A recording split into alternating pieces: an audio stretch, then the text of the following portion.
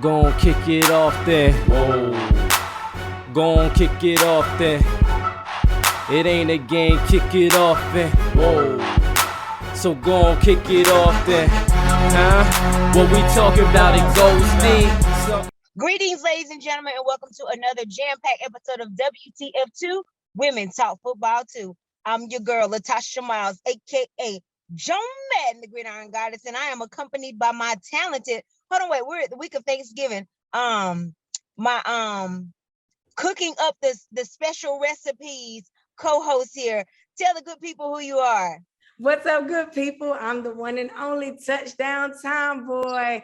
And we come to y'all on the week of Thanksgiving. That means we must really, really love what we do. I mean, we must really, really, really like to give y'all all the stuffing. Give it to y'all Thanksgiving style.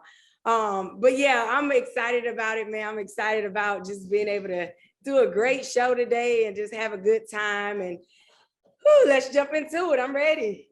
Definitely. You brought up a good point about how dedicated we are. I mean, you're on vacation. You're at the beach, just got in from the beach, and you already hopped on. So, yeah. Hats off to you, Touchdown Tomboy. You played absolutely no games. And speaking of games, we do have 3 games on the menu for Thanksgiving. Ron Rivera and the Washington football team played some rotten devil eggs and served as spoilers at the Carolina Panthers reunion with Cam Newton's return on his homecoming Sunday. Adrian Peterson cut by the Titans like some Thanksgiving ham. Kirk Cousins getting treated like he's at the kids' table with his 21 touchdowns and 2 interceptions on the season because nobody's talking about it. Baker Mayfield looking like some baked apple turnovers. And speaking of turnovers, Ryan Tannehill with a handful of them things this week, and we'll see ladies wearing their hair in blowouts, just especially this week for Thanksgiving. And we happened to see some blowouts as well last week as we saw the Colts surprisingly blow out Buffalo at home, and the Bengals blow out the Raiders in Las Vegas as well, and the Patriots blew out the Falcons, and we saw some other jive turkeys as well. But let's start it off here with the appetizer here in the first quarter. Now, supposedly, back in 1620, the Pilgrims landed on Plymouth Rock. Then they landed on that rock with their own little surprise and disappointment when they arrived too.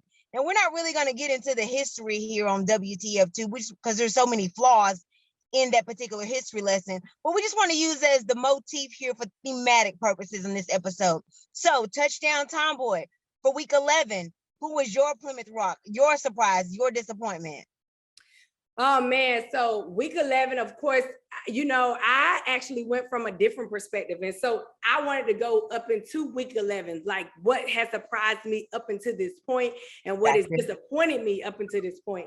And so my biggest surprise has been, honestly, you alluded to it actually in your opening statement, your opening soliloquy, as they sometimes say. So, actually, the one and only Kirk Cousins, nobody is talking about how exceptional he's playing this season. Like, he's playing lights out. Like, first of all, I was blown away by the fact that Kirk Cousins has 21 touchdowns and only 2 interceptions. Like, I don't even know if that has even been recorded in history, but like 2 interceptions, he already has 21 touchdowns in 11 games. And everybody's talking about everybody else being MVP, and his name ain't even in the conversation. I guess because they're not winning, but you cannot have the numbers that he's having and your name not be somewhere in lights. They should definitely be giving him more, because he's definitely doing more than his job to be winning. And he's really playing some stellar football right now. And so Kirk Cousins, I'm going to give you your just due, because I had to sit back and say, wait a minute, he is like slightly doing his thing and nobody is talking about it.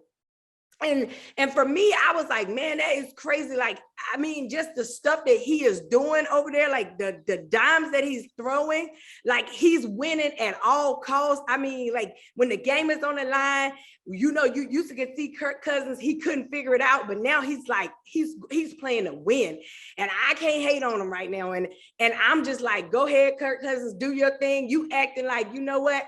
They paid me that guarantee money. You acting like they owe it to you now, buddy. And I'm going to give you your just pops today. So that's going to be my biggest surprise up until right now. It ain't Tom Brady. It ain't Aaron Rodgers. It's definitely Kirk Cousins as of right now.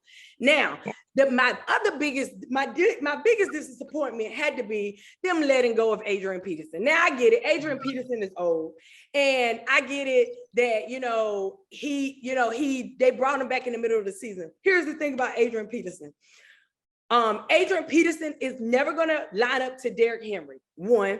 Number two, you have to have a running game, and I know that they think that the other guy is running a little bit better than Adrian Peterson. But Adrian Peterson, from what I've always known him to be, he's been one of those backs that he's gotten better with each game.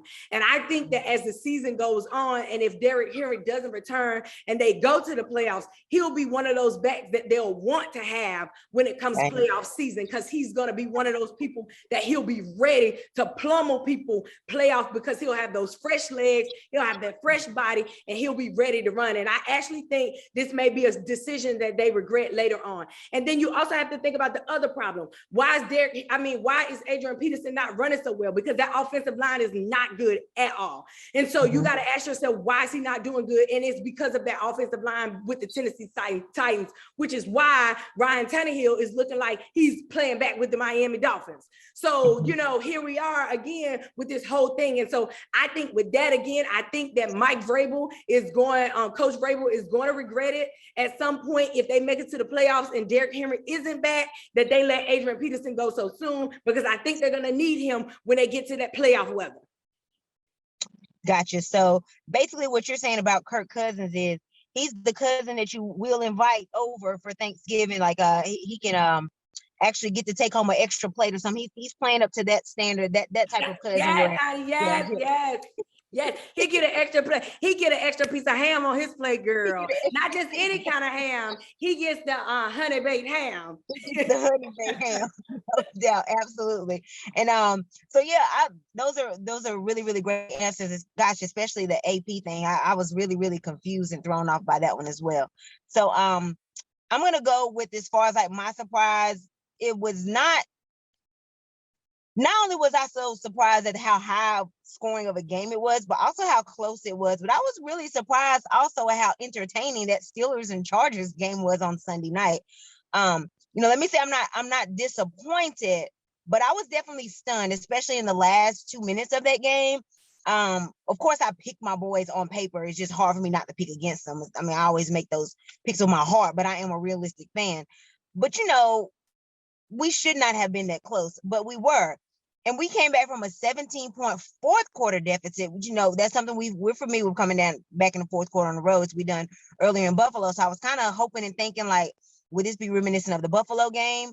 And especially because we didn't have Hayden, we didn't have Fitzpatrick, we didn't have Watt. So I was really, really surprised that we were that close. But then it turned quickly to disappointment, because those three guys, that absence was a big reason why we had blown coverage on the last scoring play of that game. But my goodness, it was such a game, and it was a game that we had, and a game that I almost felt like we needed. We needed that as a morale booster, because we had just tied with Detroit. We supposed to have lost to Chicago. Honestly, I'm gonna be honest, the referees gave us some dessert there on that game. We're keeping it with the Thanksgiving thing, but I just really was surprised and disappointed with how that game went. Now, and plus, like the Chargers, how they lose home games. I really thought, like, okay, they might sneak one more in just for us. We'll add the tally on their losses to the home game, but we didn't. There are no more victories here. But I am really proud of how resilient they were, especially also with Ben coming back from COVID in such a haste. He really had no practice that week. And so we're saying put 37 points up. Really, really surprised at that game, how entertaining it was, especially in the fourth quarter, but also disappointed at the results. But coincidentally, all feelings and heart aside, two guys on that team played high school right here in North Carolina, in Greensboro, North Carolina. Keenan Allen and Eric Ebron. Those guys, they're homies. So it's always good to see, like, people from your home state and hometown and stuff do really, really well. So I thought that was a really great game. And those two were contributing factors. So good stuff there.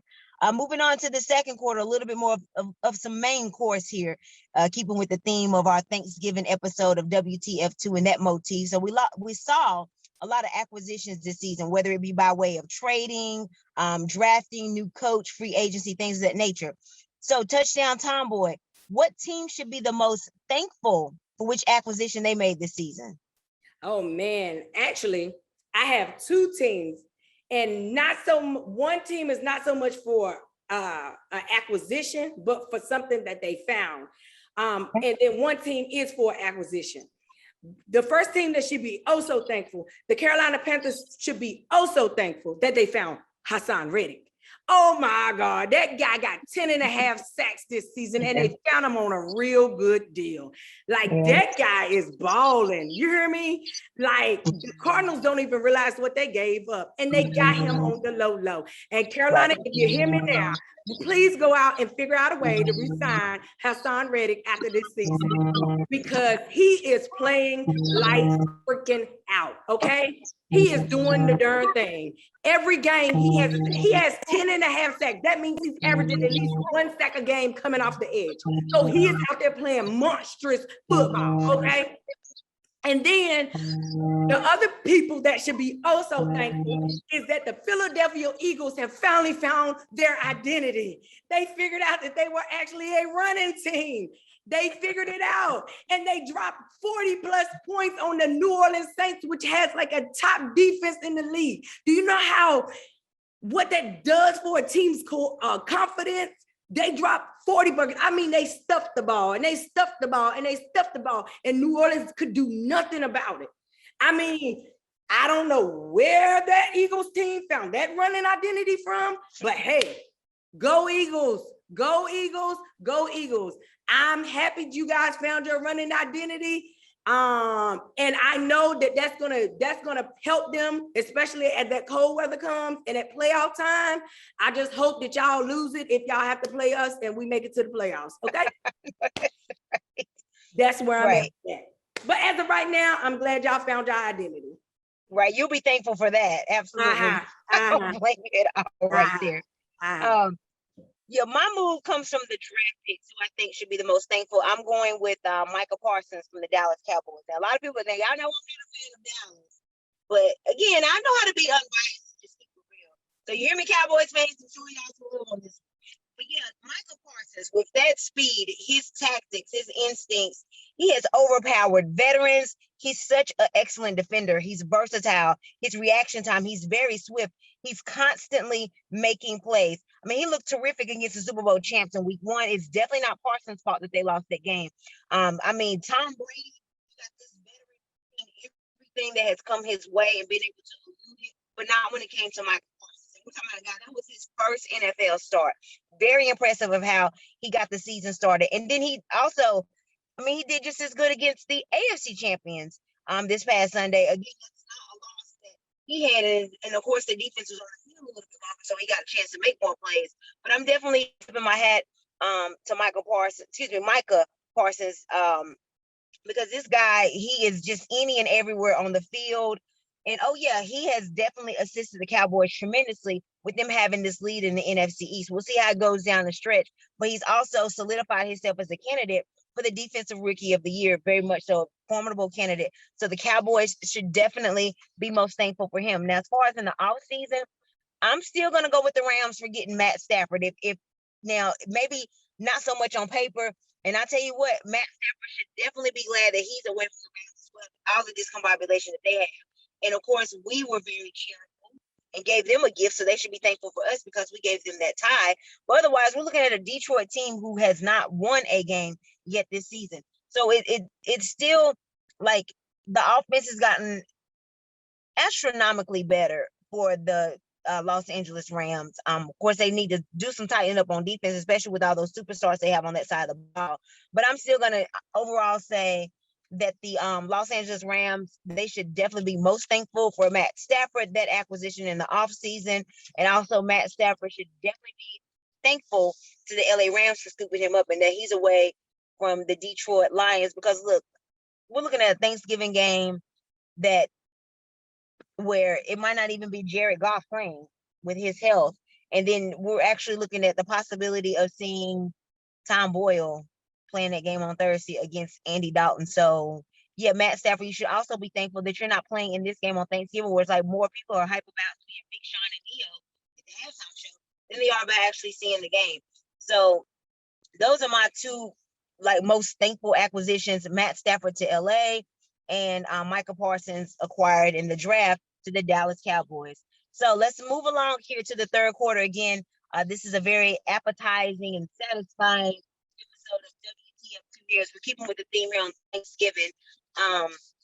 Yeah, so moving along here, still with the main course here on the third quarter. Black Friday is also approaching, and this is a weekend. This is very huge for small businesses, online merchants, and retail giants. And we will soon see Black Monday for the coaching staff. Not so much the same results. Of course, Black Friday is associated with a little bit more positive, Black Monday a little bit more negative. But we're tying the two together here again on this Thanksgiving Day episode of WTF Too. So we're hearing that Matt Nagy is supposed to be getting fired for Black Monday and actually getting fired the Monday after Thanksgiving. Now that's just rumors, and of course this is something that he's denying, but we'll get to that as it's more official. But one thing we do know for certain is that Jason Garrett is out as the New York Giants offensive coordinator. All right, and this is a formerly fired head coach of the Dallas Cowboys. Now he's been fired as an offensive coordinator as well. There's an interim position, there's an interim in that position, Freddie Kitchens. He's currently on layaway. But T Squared, who should the Giants be shopping around for on this Black Friday and beyond for their next offensive coordinator? Oh man. To be honest, I don't know. I actually think that their issues are beyond the offensive coordinator.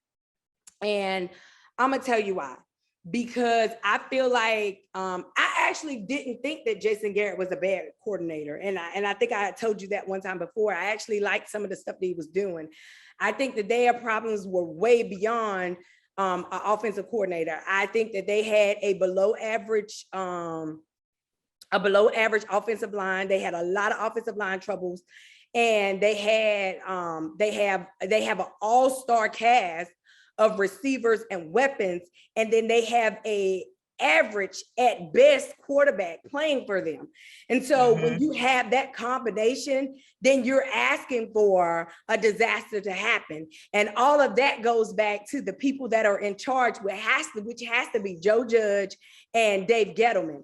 And so to me, I think you start there, and then once you get all of that fixed, and then you can figure out who your next offensive coordinator is. Because I think ultimately it doesn't matter who your next coordinator is if your general manager and your head coach can't pick players, or they can't properly assess who a good offensive linemen are, or who can really be the next pieces to take your team to the next level. And that's where it starts. And unfortunately, I think that in this case, Jason Garrett happened to be the scapegoat because most of those players were already there before Jason Garrett got there this season. And so he just had to piece together with what they gave him. And he did the best he could with what he had. But honestly, it wasn't much was going to happen with that offensive line. That offensive line is horrendous. Daniel Jones behind the offensive line is horrendous. So why they blame that on Jason Garrett is beyond me. Of course, he's just the beginning of that scapegoat. But if you ask me, I don't know if that's where they need to start. So I'm going to say, let's not start with the offensive coordinator. Let's start at the top with Dave Gettleman and Joe Judge, and let's fix that problem first, and then we can go get an offensive coordinator. Gotcha. Well, I'm really big on karma, and I really think that I already know where you're going. Yeah, old Tom Coughlin. Yes, and like you do right by Tom Coughlin, everything you think about is gonna fail, honey. And this is what the New York Miniatures get. I mean, you did them dirty. Not saying it wasn't necessarily time for Tom Coughlin to go, but just his dismissal, and the guy didn't get any type of fanfare. Same thing with Eli. I really think that y'all should have made a bigger deal about, Eli stepping aside as well. I mean, they're just a couple of guys who brought you 2 Super Bowl championships against Tom Brady, and one of them being the year that Brady and company was 18-0 before you made them 18-1. And I don't know, I just really feel like, some of this is a lot of what goes around comes back around, because if you look, they have not done much of anything since the departure of those two guys. So I don't know, maybe if it's because of that, or maybe it was because of once you remember the picture of them being on the boats in Miami, and that turned into their Titanic because their record since that picture is really, really bad too. So I don't know. It's one of the two, definitely either getting on that boat or how y'all did Tom Coughlin and Eli Manning. This is what you get. You're right back in the bottom of the barrel. And it's a shame because you're in a division that it don't take much to, all you got to do is pinch somebody in this division. And you can't even do that. You can't even get that right. So good for you for being in the position that you're in. And you know so nonetheless, they are saying that like Freddie Kitchens is most likely the replacement in the but you know what's positions. even worse? But look at how Freddie Kitchens, he the coach over there with the Browns? Right, but he did well because you know they let go of Hugh Jackson, they let go of Todd Haley during then. They didn't keep Kitchens, and I honestly thought that they should have. He wasn't bad with them. I really don't know how that went wrong. But I mean, I really think that Kitchens would be not a bad fit. He's already familiar. Joe Judge. See, Kitchens and Judge, they got ties back in Mississippi State. So I really feel like that familiarity, they don't have to reestablish any camaraderie. There's already some there. Again, that's if Joe Judge stays. So I don't know. And maybe like you said, you know personally the issues with Gettleman because with you with the Carolina Panthers. We still paying for these issues. Exactly. So you already know what time it is with David Gettleman. So you're right. Probably they need to cut the ties there. But if they are going to go with if they are going to not keep Freddie Kitchens, probably the next thing I would say is definitely don't get any of the high offensive coordinators like your Ken Wisenhunts, your Todd Haley's. Definitely stay away from them. I would say go more to the college pool. If you're going to have to go scout offensive coordinator, you need something fresh. You need something new, something unpredictable. And especially when you're dealing with a guy like Daniel Jones, who really doesn't have a lot of versatility that he can bring in that position. So you need an offensive coordinator who can kind of infuse some stuff. So if you're not going to stay in the house, or you're not going to go with Kitchen, I would say go with a college offensive coordinator. And I will probably look at Russ Callaway from Sanford. So I would probably look at him if you're going to explore outside of the organization of the Giants. Now moving on to the dessert segment here on the WTF Too special, the Thanksgiving edition of Women Talk Football. We're looking at the schedule for week 12. Gosh, hard to believe we're already in week 12. But yeah, week 12. Who do you see perhaps getting the stuffing beat out of them touchdown, Tomboy? I will say that if what the Eagles did to the Saints is indicative of what's going to happen this week, then I think that the Giants may be on the block for getting the stuffings beat out of them, especially with all the drama that's going on over there. They were the only ones I could see. Potentially, the game with Chicago and Detroit tomorrow could be, but I think defensively, Detroit is okay, so I don't really necessarily see that. But that's the game that I see just because of all of the turmoil, all the rest of them. I don't think it's going to be quite that bad, but that one I could see going rogue really fast. Just because of how the Eagles are starting to play ball. And that would be my pick of what I see that could really a team that could possibly beat the stuffings out of somebody. Just based on what I saw last week. Say again? Just based upon what I saw last week. Against the Saints. Gotcha. Yeah, they did obliterate the Saints. And I agree with you. Like, just looking at the schedule, really didn't see anything that indicated, okay, this is going to be a blowout. But I mean, I also didn't see the Colts blowing out the Bills last week, especially in Buffalo. Nor did I anticipate the Bengals doing what they did to the Raiders in Las Vegas. So, any given Sunday. However, I have a request. I really hope that my boys get back on track this week and beat the stuffing out of Cincinnati. We owe them. I mean, because back in September, they came to our house. They ate the food off of our plate. They put their feet up on our kitchen table. They were really rude and disrespectful when they beat us. And of course, there's some personnel differences now. At the time, we had Juju, we had Ingram, and both of them are gone. But we're also not going to have Eric Ebron most likely this Sunday either. So definitely some personnel changes. But we really do owe Cincinnati. Also, just due to the fact of how lackluster my boys have played the past few weeks. Now, I don't want to take away the Chargers game from them. We were down 17 points in the fourth quarter. That's not good at all. At the end of the day, we still lost that game. No matter what we did, we still lost that game and ran out of time. The week before, we tied with Detroit. the week before, we got some courtesy of the referees win to help us win that game against Chicago. So we really haven't played a dominant game in all forms, in all facets of the ball, offense, defense, and special teams. And I really think that this divisional game is the time to prove that. Also, that loss against the Chargers last week and that win that the Bengals had over the Raiders, that knocked us out of second place in the division. Now we're down to third, and Cincinnati has second now. So this is the game where I'm like, I hope y'all play mad, stick your chest out, huff and puff, blow their houses down. We got beef with Cincinnati on some playoff games here recently. We've been fighting on the field. I hope we get that moxie and that type of intimidation displayed from our team on Sunday and beat the stuffing out of them. In addition to, hey, it looks like we might get some of that defensive help back. Fitzpatrick, Watt, Hayden, some of those might be coming back. And plus, Ben got thrown out to that Chargers game coming off, from having COVID, really didn't have any practice. Hopefully him having this extra week to prepare. They'll play mad, they'll play pissed, especially after what's happened the last 3 weeks. And plus, that game last week snapped our 5-game unbeaten streak. So we got to get back on track there. We're really, really close to 500.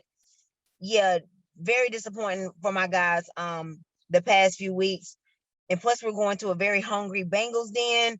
Hopefully, they left some of their ammo out in Vegas, and we'll be able to take advantage of that. Hopefully, that ammo didn't make the plane in time, and hopefully, we'll be able to get some revenge. So I'm really, really more requesting that my Steelers beat the stuffing out of the Cincinnati Bengals this Sunday. All right, so moving on to overtime here. That was kind of a good segue there. We talked about a couple games there, but now we're actually going to break down our picks for the Week 12, the Thanksgiving edition.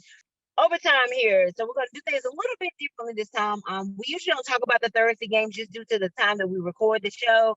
But since there's 3 games on the menu this Thursday rather, on Thanksgiving, we'll switch it up a little bit and dive into those as well. And of course, we're recording this episode right before the games.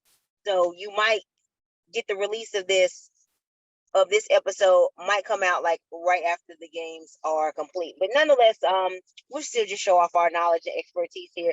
So Thursday, the 3 games, they're literally all back to back. So real talk, you can have food, folks, fun, and football all day Sunday. Everything's back to back. Starting off with, as we spoke of earlier, Chicago at Detroit. Detroit's still hungry for their official first win of the season. So Touchdown Time Boy, will they get this in this divisional game against Chicago? They may. And the reason why is because, first of all, Justin Field is out. Right. Andy Dalton, he's streaky. So yes, he may play well today, he may not play well tomorrow. And then we don't know what this backup for Jared Goff is going to do, if he's going to play, if Jared Goff is not playing. So, this is all types of potential. So this could be the one.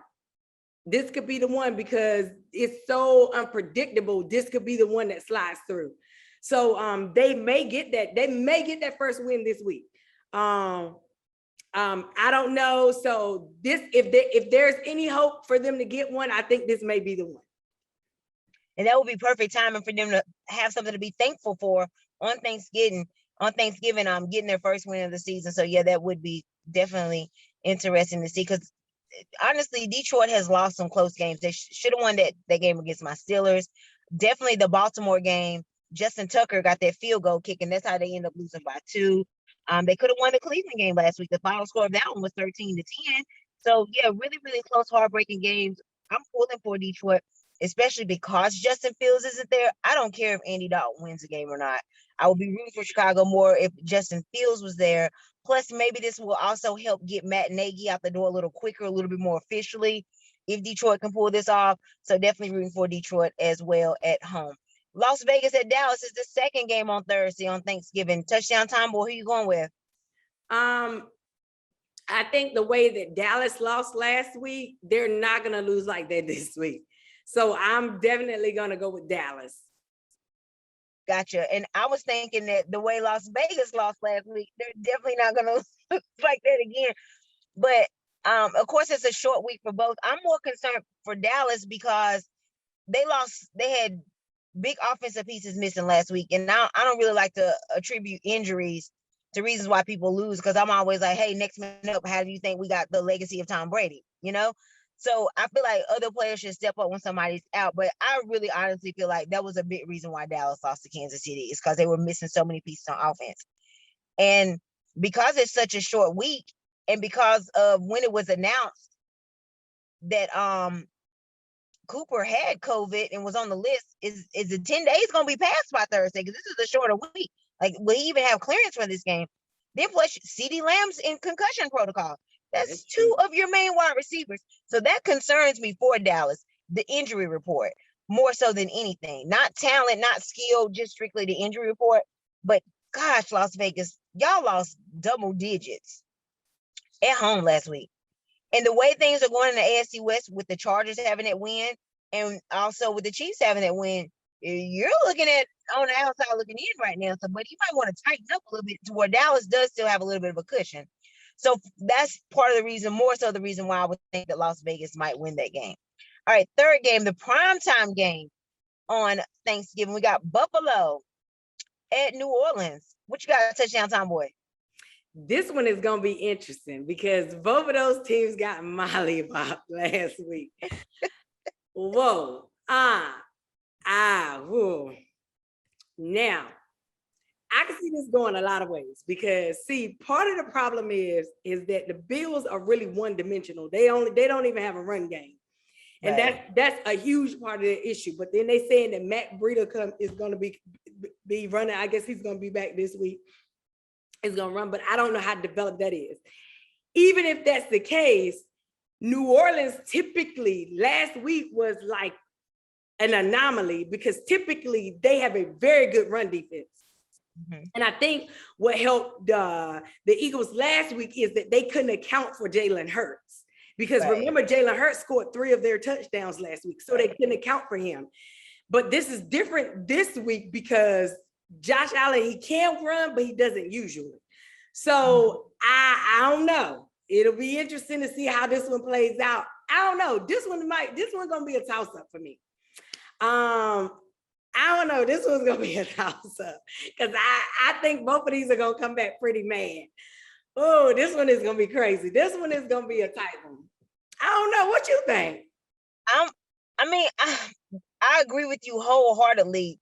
Both teams losing like they did last week. Buffalo, not only did they lose that game, but they lost to the divisional lead. Like New England had snuck in, and now they're in first place in the division. So here we got Buffalo on the outside looking in. Again, the one dimension is a huge factor. And then also because New Orleans is typically so well on the run defense, you don't really have a run to stop this week kind of thing.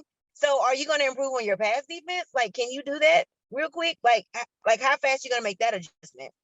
I would probably just say New Orleans only because they're playing at home, but otherwise I'm about like you. This is completely a toss-up on this one. All right, so those are the Thursday games. So moving on to Sunday in week 12, Pittsburgh at Cincinnati. I gotta give that one to Cincy. You guys have been the most surprising in terms of how y'all sneak out wins. But I don't know. Y'all have just been so all over the place for me. Yeah. But I think that's going to be a tight game as well because it is divisional for you guys. I wouldn't be surprised if y'all did win, but I do think that Cincinnati is going to win that game.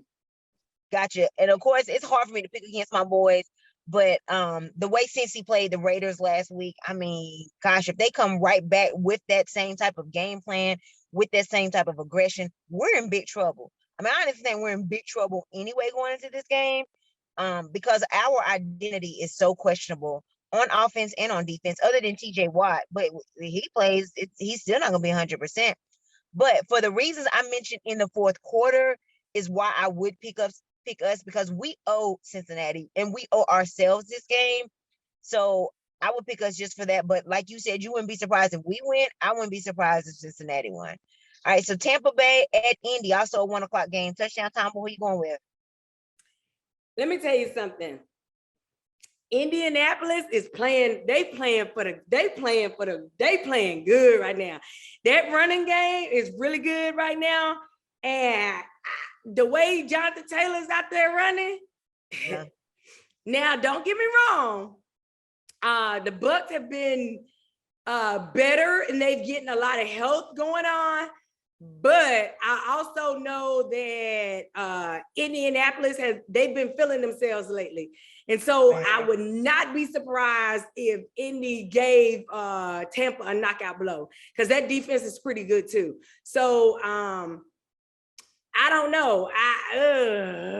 But and then they do tend to have a good offensive line. That's gonna be a good game too now. Where all these good games coming from this week?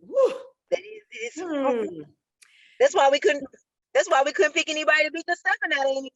I know. This is gonna be a good one too.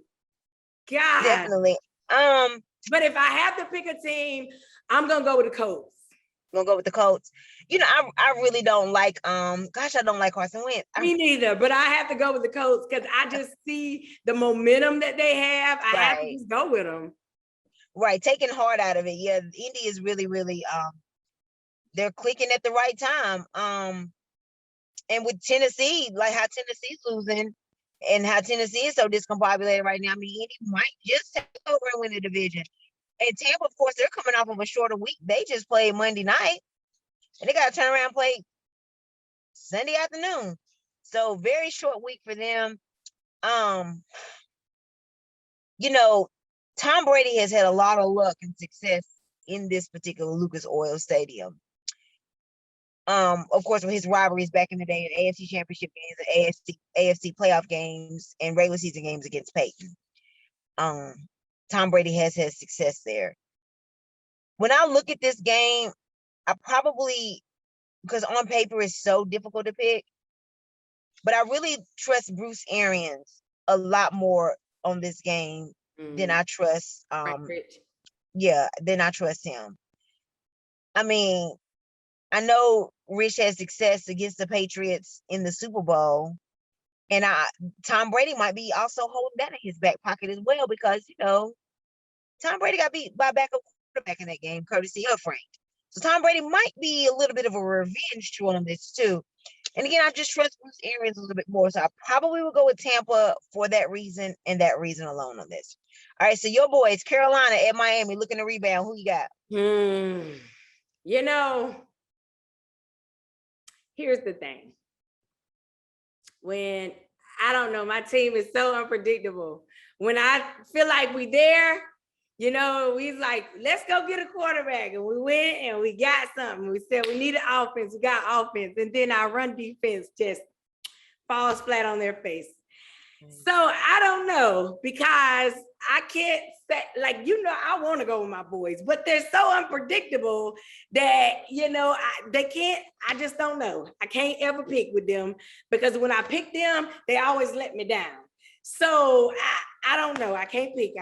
And Miami is on a 3-game winning streak, so I can't even act like that's not happening. Even though it was the Jets and Baltimore, they beat Baltimore in that run too. Baltimore, the Jets, and it was one other team too. Was it Houston? I think it was Houston. Okay. So I don't know. But I mean, you picked y'all to beat Arizona, and that was true. When y'all went out to Arizona, they only had one loss at the time. I don't know, but I don't know. I'm just not as confident because I just saw how I just was so confident last week that we should have won that game so very easily. Right. And then our defense goes out there. How do you be the number 2 defense in the league and you go out there and you give out over 190 yards rushing? Like, what are you doing? Like, and then you beg, and you're basically the whole season you're saying, oh, well, it's the offense. And then you get an offense that's doing its job. And then you go out there and you lay an egg. I mean, I get that, but in y'all's defense, last week you were playing a coach who was just 2 years removed. He's very familiar with y'all. Like, I mean, he knows that should have been all the more reason why you should have been like hungry to beat him. No, I get that. But also I think last week was such a big media distraction. Like, you almost forget there was a game because people were just so excited. Cam was back in Charlotte and people were bringing out their fedoras. And people were doing the Superman, and people were like, oh, is Cam gonna go like the tree? Oh, is Cam gonna go pass out turkey? Really, wasn't nobody even talking about the game. So I really feel like that distraction is out of the way. All that fanfare is out of the way. The homecoming, plus the storylines of Ron Rivera coming back, all of that kind of swallowed up the game, if for lack of a better word. And also to keep on our Thanksgiving theme. I mean, I just really think people care more about Rivera being back with this team. Hey, how do you feel being back in Charlotte? How do you feel going against your old team? Hey, Cam, how does it feel being back? Like, those were the storylines. And I really think that the game kind of got lost in that. But see, that's out of the way now. And I really feel like because Carolina got punched in the mouth and because that distraction is out of the way, this is a perfect team to go out and kind of just pounce on them now because they are so confident on this 3-game winning streak. And because you were the number 2 defense. Like, I really just feel like I don't trust Miami's offense. I don't believe in Miami's offense enough to really feel like Carolina's going to have a repeat performance of, you're not going to run 190 yards on Carolina again this week. You're not. And then, like, I don't know. I just really feel like last week was such a distraction for Carolina that now that that's out the way, we can go back to business. And I really feel like Miami is about to be unfortunately, they're going to be the target for this. And I just think that y'all will bounce back and be fine. Well, I sure hope, I hope you're right. I mean, I hope so too, but I know it's hard for you to pick. And the disappointment of last week and how y'all got flashed on run defense. But I just really feel like this is the time to bounce back and get it back again. I don't know. I mean, we definitely should. I just don't know if we will. I understand.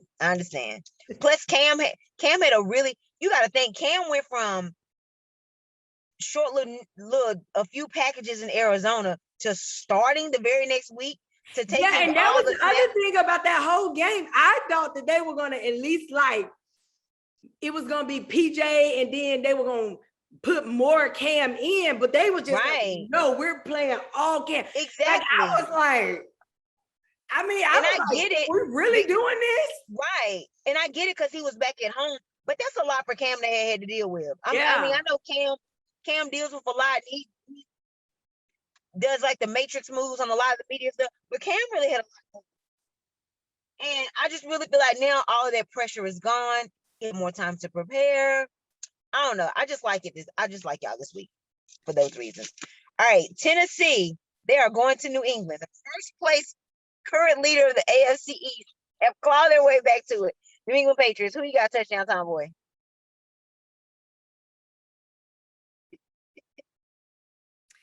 Well, they're going to New England. Yeah.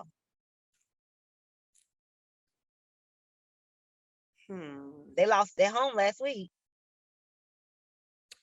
Yeah, I know that. They lost at home. Here's the thing. Here's the deal. Here's the deal with that. So it depends on which Tennessee Titans team show up. Because see, it's the Tennessee Titans team that plays really, really focused, like the team that played against the Rams. And then there's the team that played last week. And those are 2 very different teams.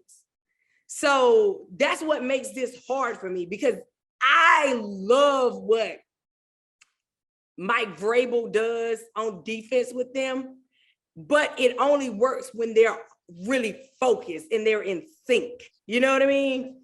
But they have to be in sync for that to work. But here's the thing.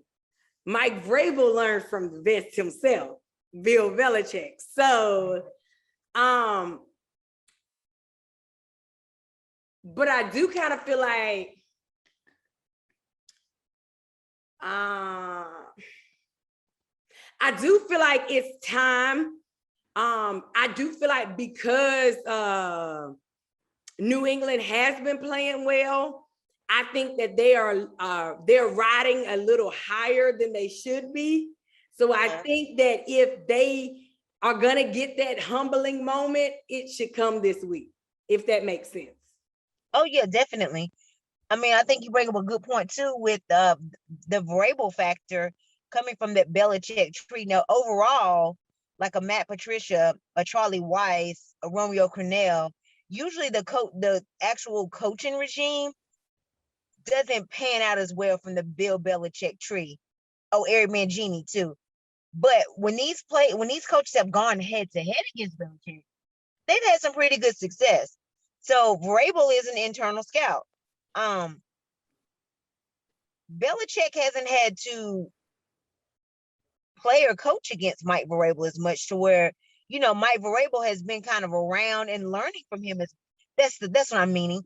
Mike Vrabel has had to learn way much more from Belichick than Belichick has learned from Vrabel.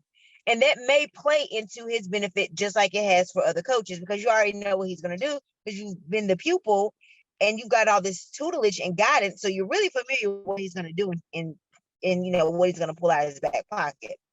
Now, I hope Tennessee gets their face back. I don't like that they cut AP, but even still, though Jones is looking pretty good and they're in first place, I still don't like what they did to Cam. So I'm going to go with Tennessee. A little bit more of my heart in it, more so than anything. I think Tennessee is actually, they're the better team. And I think that they'll be able to, I think if they can rattle Mac Jones, and they're fast. And I think he'll make some mistakes this week.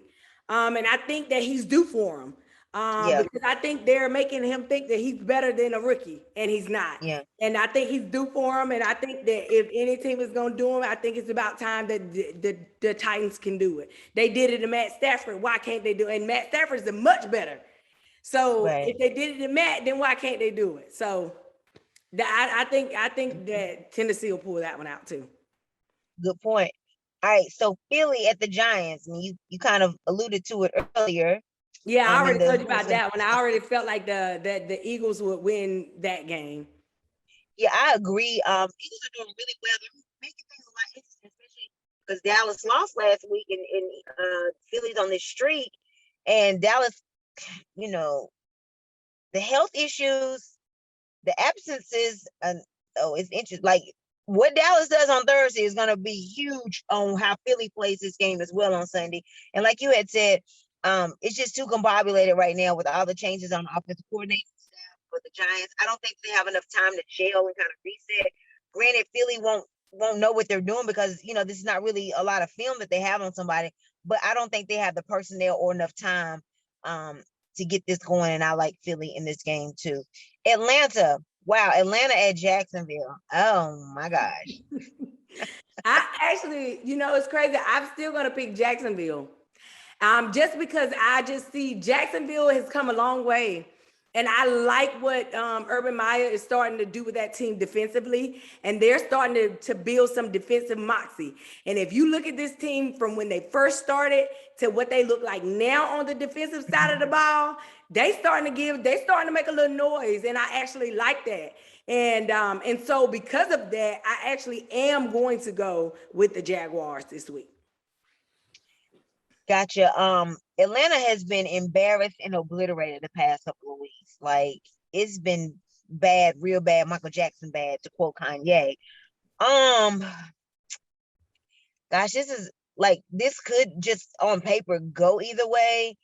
Atlanta could really, really confuse the rookie. And then it's kind of like, so Atlanta, at this point, are you playing for pride or are you playing for like the number 1, number 2 draft pick? Like, where do y'all stand right now? Because that could also be what makes the decision in how y'all play this game. But yeah, Jacksonville's making some strides. They're making some improvements. I mean, they lost that game against San Fran last week, but it wasn't as bad as the score indicated. So yeah, I think that Jacksonville might have a better shot this week and be able to pull that win out over Atlanta as well. And it's at home. All right, so the Jets, wow, this is another subpar game, but we're gonna watch it anyway because it's football. But the Jets at Houston, touchdown time, boy, you like? Who's starting for the Jets this week? So surprisingly, it's Zach Wilson, because Joe Flacco's on the COVID list. Joe Flacco and the other guy, the white guy. Yeah, last name White. Yeah.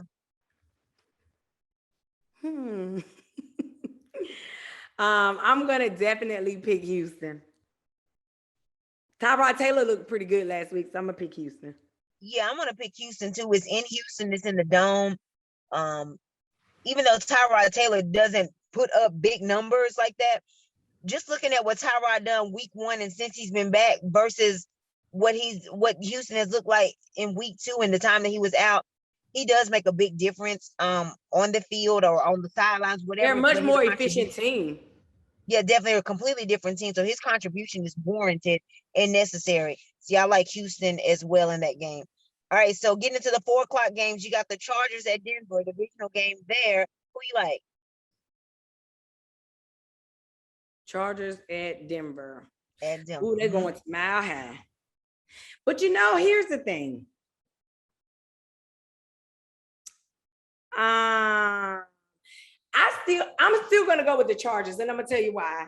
Because even though the Broncos are saying one thing, I still think that whole quarterback thing is still an issue back there somewhere. And I just think that that's not as resolved as you may think is what people are saying that it is, and that they feeling some type of way. And I think offensively, it ain't all together like it needs to be. And they'll be in the hunt for a new quarterback next season. And for that and that reason alone, I'm gonna go with the Chargers. Yeah, I'm going with the Chargers. I usually ride with Denver based off of that altitude, but then Philly kind of changed my mind a couple of weeks ago. Like, I guess it really don't matter if your team bad. It don't matter if you're a mile in the sky. It don't really matter. The Chargers, of course, almost lost last week, but I don't think that Denver will be so lucky this week. I don't trust Denver to get 37 points. Definitely don't trust them to get 41, which was the final score of that Chargers-Steelers game last week. So I don't think the Chargers give Denver as many chances to come back, nor do I think Denver will grasp those opportunities to come back either. So I definitely agree with you. I like the Chargers on the road as well. Now this one is a doozy. The LA Rams at the Green Bay Packers. Touchdown time. Who are you rolling with? Now, in theory, the Rams should win because they're coming off a bye. They've had time to bring OBJ up to speed, and Aaron Rodgers is having issues with his foot. And that's huge because if he's not going to be able to play like normal, then I mean, a hobbled Aaron Rodgers is never going to be good. Right. So I'm going to have to give that edge to the Rams simply because just because of where we are. And I mean, the toe thing is got to be a real thing because they, the way he played last week, he looked like he didn't look like himself, quite like himself. So I think something's really going on with that. Yeah. And the Rams are coming off a bye, so they've had time to bring OBJ up to speed. I just hope they had time to work on their run defense, because if they come out running, I don't know if Aaron Jones is back, then they might have a whole nother issue, because I don't know if they fixed their run defense or not. So, but I still think that the Rams have a good probability to win. And also when that bye, that allows Von Miller to get some time to catch on as well. And that foot would definitely slow Aaron Rodgers down, and Von Miller could certainly be on the pursuit of him, the high pursuit of him, with him having that disadvantage. The only thing that concerns me, and I definitely want LA to win, and I totally agree with you, it's just that LA with that with that climate rather that they have in LA. And don't get me wrong, Lambeau's not the frozen tundra of the Brett Favre era, the Bart Starr era that we grew up watching. I mean, now they have like heaters and stuff under the field, so they got like some little bit of a cheat code. I mean, maybe they don't run them to kind of, play devil's advocate, but then at the same time, they'll make their players cold. But I don't know. But nonetheless, I don't like LA coming in this climate. And granted, it's just November, but it's late November, and it's at Lambeau, and it's at 4:25. So, and that's 4:25, not LA time, but this time. So that means the sun's going to be down shortly thereafter. It's just when daylight saving time. I don't know, just those elements. I don't like LA's chances as much because of that. So I'm thinking to give Green Bay the edge for that factor and that factor alone. All right, so Minnesota at San Fran. We talked about 21 touchdowns and 2 interceptions. What do you think touchdown time boy on this game? Here's the thing. Oh boy. So here's the thing. I think Kirk Cousins is doing a marvelous job, but it depends on how San Francisco controls the clock. If San Francisco runs that ball and Minnesota don't have an answer of how to control that clock, and to stop that run, then I can easily see San Francisco winning that game, because I see how San Francisco has been bullying teams with that running game. However, if Minnesota's defense is able to figure out how to stop that running game, and they're able to stuff them at the line of scrimmage, and they can slow them down and give Kirk Cousins time, I think he'll go out there and do his thing. And I think it's all going to be dependent on who can control the time of possession. So I think it'll be, actually, I think that game is going to come down to coaching. I think it's not going to be about the players as much as it is going to be about the coaching. Who is going to be able to out-scheme who? Who's going to be able to out-chess who? Interesting. I didn't think about the coaches on that. That's a really, really, really good point. I was just thinking more so like, you know, that quiet, good, sneaky season that Kirk Cousins is saying he's finally playing up to his money's worth. And then just thinking about early in the season how Minnesota was tied for having so many sacks. They were tied with Chicago for having like 21 sacks at the time. It might have been about 3 weeks ago or so. But San Fran's record should be a lot better than it indicates. I mean, they lost a tight one against Green Bay, and they lost a tight one to Indy. Both of these teams, you know, top dogs in their division, if not first place, and right there, playoff start today, they're above 500. So San Fran has lost some games they easily could have won against some pretty formidable opponents. And then this hybrid quarterback situation thing they're doing, it looks to like it seems to be working for them. I don't know. Like, this is a tough game to choose. Minnesota is definitely a different team on the road than they are at home. I mean, they beat Green Bay at home last week. Not so much sure that would have been the same thing in Green Bay. But I don't know. This one's really, really tough. I might just go with San Fran because they're at home. Honestly, that's probably it. And just like I said, the fact that they've lost a couple of close games, they easily could have went the other way. They just got to learn how to finish. And plus, they had the lead in these games, and they relinquished them. So if they can hold a lead, which they haven't really had much discipline on, then I think I might go with San Fran at home.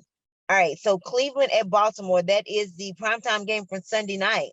Touchdown time, boy. Who you rolling with? I don't know what's quite going on with Lamar. Is he going to be back? Is he still sick? I mean, right. I don't think it matters. I think that Baker is on a hot seat. I think that Baker is playing not good. And in addition to not playing good, he's now bad mouthing his organization. So I think that he's not going to be there much longer. And because of that, I think that it's not going to matter. I think that Baltimore will win that game. Just because they have so much in inner turmoil inside of the Browns organization. And right now, I think that the Browns are now kicking themselves. I think Kevin Stefanski is now kicking himself because when they had the opportunity a little while back, they let Baker Mayfield talk them out of bringing Cam Newton in because he said that he wanted to go and play at the Browns. And Kevin Stefanski considered it. And Baker changed their mind. And now that Baker is playing like trash, I know that Kevin Stefanski is kicking himself all the way down the street saying, why did I listen to him? Wow. I did not know that about the Cam factor. And see, case in point, that's why they should have kept Kitchens for decisions like that. Because I bet you Kitchens would have snatched him up because Kitchens is an offensive dude more so. So why did I know that about Cam? When they asked Cam Newton about where he wanted to play, at some point he said in the offseason, they asked him if he had an opportunity to play somewhere. One of the teams mentioned was actually the Browns. If he couldn't Carolina, you know, with all the drama that was with Carolina, of course it's hard to sing Carolina, but if Carolina wasn't one of those, what other team it was the Browns was that team. Surprisingly, I was surprised too. I said the Browns, but then it made sense because I knew that he had great relationships with Jarvis Landry, OBJ. So I said, well, that made perfect sense because they would all be like the diva core. So I mean, like that made sense to me. So I had no clue. Wow, that's interesting. But yeah, Greg Kitchens definitely would have went on ahead and made that move. So yeah, I got trust issues with this coach for sure. I'm going with Baltimore. Like, I'm sure Baltimore is going to wear the all black uniforms too. They're very intimidating on, like, something about primetime games, something about Sunday night games usually just bring out the best in Baltimore. I mean, look at them against Kansas City earlier this season. I think that was a Sunday night game too. Now, Miami one was a Thursday. I think it's always tough to play on a Thursday, especially coming off of a short week, and it was not the bye week for them prior to that. So I want and need and desire and pray and will be thankful if Cleveland won for my divisional purposes. But I really just don't see Baltimore not winning at home, like regardless of honestly what's going on with the Lamar Jackson situation and his non-COVID related illness. I still just feel like Baltimore is ultimately gonna get it done. Well, all right, and so I Seattle just at look because Washington. wait a minute, quick interjection here because I wanted to know. It says that Lamar, it's a headline. Lamar Jackson says he's better and he expects to play the weekend. Okay, well, good. And plus, it's not until Sunday night, so that buys them a few hours too. So good stuff. So even more reason going for Baltimore on that one. So the Monday night game, that is Seattle at Washington. Who you going with? Let me tell you something. This could be ugly for Seattle because Washington is feeling themselves. Their offensive line is pretty darn good, as you can see. And they tend to be able to not so much sack, but they're pretty good in terms of coverage. But the issue with that I'm seeing with Seattle is having issues with their run game as well, from what I can see. So that now they're becoming a one-dimensional team. And of course, once they're one-dimensional, then you have a, so it's going to be interesting. And then of course, you know, Russ isn't 100% healthy. So it's going to be interesting to see how that goes. And then we already know that there are issues defensively with the Seattle Seahawks. So then you got Taylor Heineke, who's feeling himself right now. So this could go in a myriad of directions. It'll be interesting to see. So I think this could either be close or blowout. Like, I don't think it'll be an in-between. And with Washington winning? I don't know. I don't know who's going to win, but I think that whatever happens is either going to be close. I mean, it's either going to be really close or it's going to be a blowout. Gotcha. I mean, it's so hard to think that there's a possibility that the Russell Wilson and Pete Wilson marriage could soon be turned into a divorce. One of them, at this point, honestly, one of them probably has to go, if not both, honestly. Especially after seeing that Green Bay completely annihilated them. And now I ain't even talk about so much the number on the scoreboard other than the 0. It doesn't really matter how much Green Bay scored. You shut down Russell Wilson. I think that might have been the first and or only time it's ever happened in his career where they didn't get any points, or one of the few if it ever has happened. So, like, the fact that Washington's on this run of beating Carolina and then the week before beating the Super Bowl champions, a game that I wish they would have did in the playoffs last year instead. Oh, and by the way, they're doing this without Chase Young. But I think that's really impressive of them. And you know, with Seattle, it seems like Seattle can't win with or without Russell. Not sure what all is going on internally, but it seems like it might go down to Pete Carroll. He might need to, you know, stop chewing so much of that gum. You know, have more pages of a playbook in his pocket than pieces of gum at this point.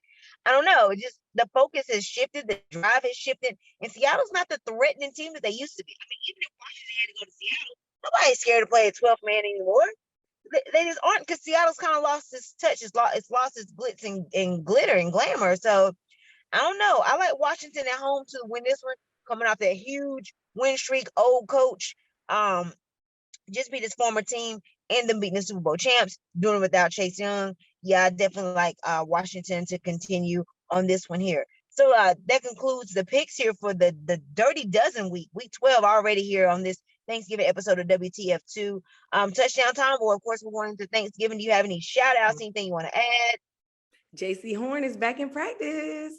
Yeah, very much so. And prayers and thoughts go out to Everson Griffin of the Minnesota Vikings, especially this close to Thanksgiving. Some very disturbing videos emerged on Wednesday. Yeah, because like apparently he let a gun go off in his house, and he was like he wasn't leaving, and the police got there, and mental health, maybe like a mental hospital institution might be involved, but obviously there's some stuff going on with him mentally, internally. He might not even be available for Sunday's game, understandably so, and especially so close to Thanksgiving. It's very important because this is usually the time that we spend with family and friends, talk, eat, gather around, play football. Watch football and stuff like that.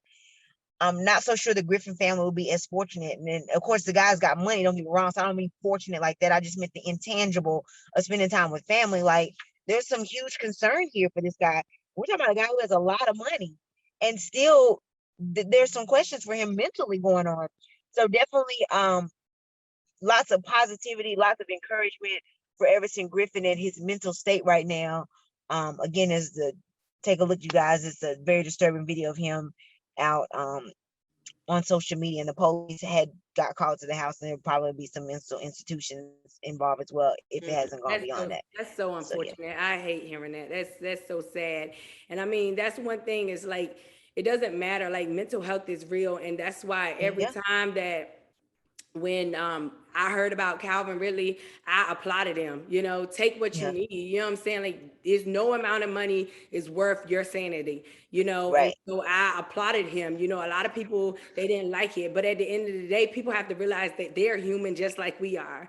And sometimes and I think sometimes in a sense, they need more mental health than we need it, because they're in a spotlight. They live in a glass house all the time.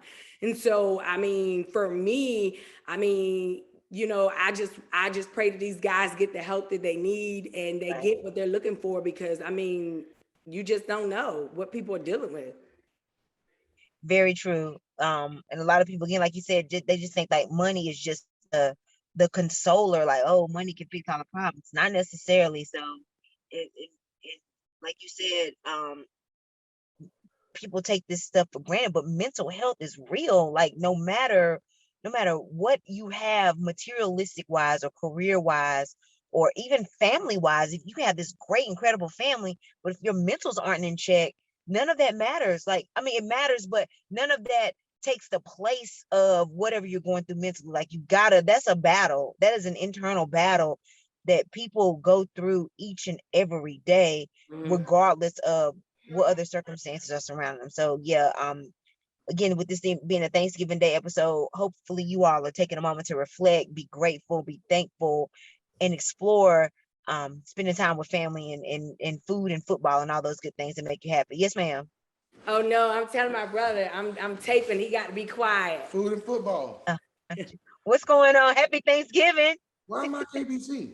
Because you ain't in my camera view. I'm on your shoulder. No, you just see my hand, your hand. Like Cousin It. It's like on have y'all not talked Cousin about It thing on Addams Family. About how great the Colts is? We talked about them in this episode. Okay. Absolutely. Well, you guys have a safe trip. Have a good time down at the beach. Safe travels to you. Thanks for dedicating yourself again where you're supposed to be on vacation and taking a moment for us to talk about football again. All right.